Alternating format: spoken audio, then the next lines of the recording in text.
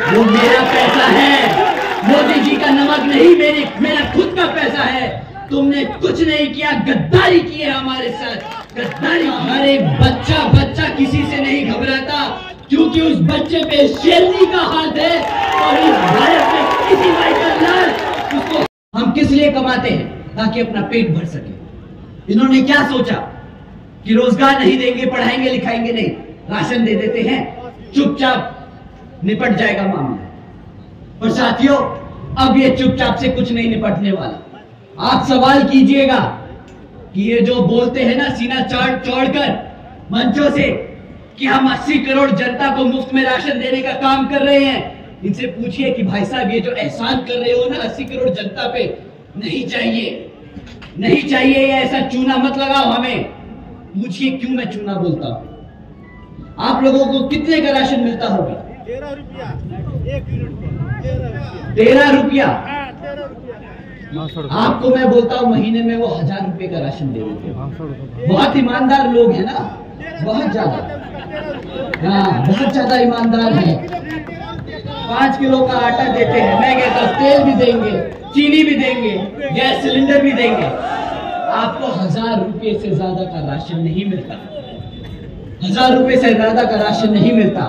पर अगर भाई साल में अगर 1000 रुपए के हिसाब से भी लगा ले तो 12,000 से ज्यादा रुपए का राशन नहीं बनता। मानते हैं साथियों? क्यों हमारी माताएं बहनें बताइए, 12,000 से ज्यादा रुपए का राशन तो नहीं बनता ना साल का। और अगर आपकी क्लास 4 की नौकरी लगी होती तो महीने का कितना कमाते हैं? कम से कम 15 से 20,000 रुपया, कम से कम 20,000 रुपया। बिल्कुल, बहन जी के शासनकाल में 35,000 रुपए मिल रहा सफाई कर्मी को।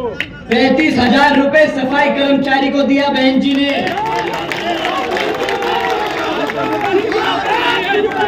पर साथियों,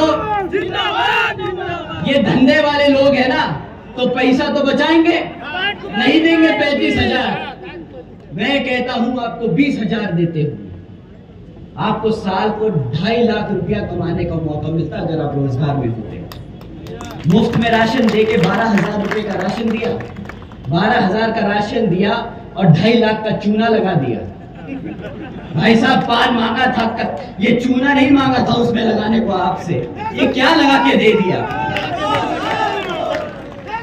साथियों, ये जो राशन की स्कीम है ना, ये सबसे बड़ा चूना लगाया है हमारी जनता को इन्होंने।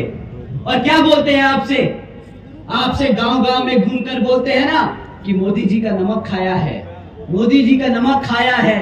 अब वोट तो देना पड़ेगा भाई साहब। अगली बारी ये बोले ना कि मोदी जी का नमक खाया है तो पलट के बोलना कि भाई साहब जो सामान खरीदता हूँ ना उसमें जीएसटी ठोक के देता हूँ, वो मेरा पैसा है, मोदी जी का नमक नहीं, मेरा खुद का पैसा है। तुमने कुछ नहीं किया, गद्दारी की है हमारे साथ, गद्दारी की है।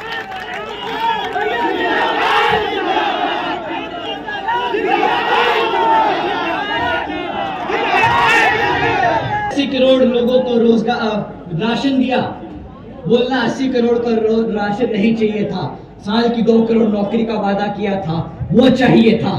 कहां है मेरे साल की 2 करोड़ की नौकरियां? आज 10 साल होने को जा रहे हैं, कम से कम 10 करोड़ नौकरियां युवाओं को मिल जानी चाहिए थी। कहां है वो रोजगार?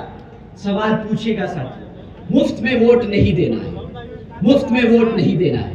अगर बोले ना नमक खाया है, वही थैला, जिस थैले में राशन दिया है वही थैला खाली पकड़ा के वापस भेज देना, बोलना ये रखो तुम्हारा थैला, नहीं देना तुम्हें वोट, नहीं चाहिए तुम्हारी राजनीति, नहीं चाहिए तुम्हारा राशन।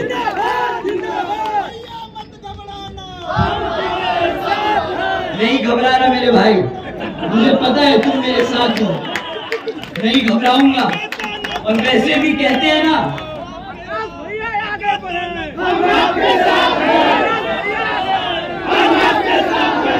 साथियों मैं तो छोड़ो, बहुजन समाज का हर एक बच्चा किसी से नहीं घबराता, क्योंकि उस बच्चे पे शेरनी का हाथ है और इस भारत में किसी भाई का लाल उसको हाथ नहीं लगा सकता।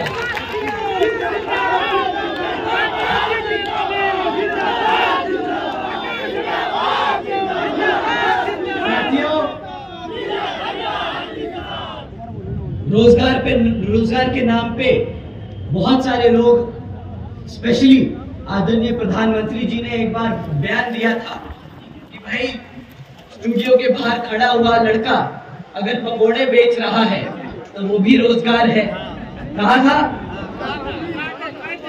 गए थे?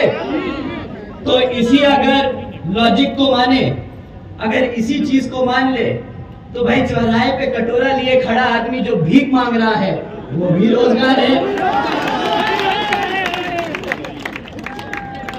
और साथियों, वो दिन दूर नहीं, अगर प्रधानमंत्री जी दोबारा आ गए ना तो पूरा देश चौराहे पे खड़े होकर भीख मांग रहा होगा, और तब भी ये लोग मंचों से खड़े होकर बोल रहे होंगे हमने पूरे देश को रोजगार देने का चाहा।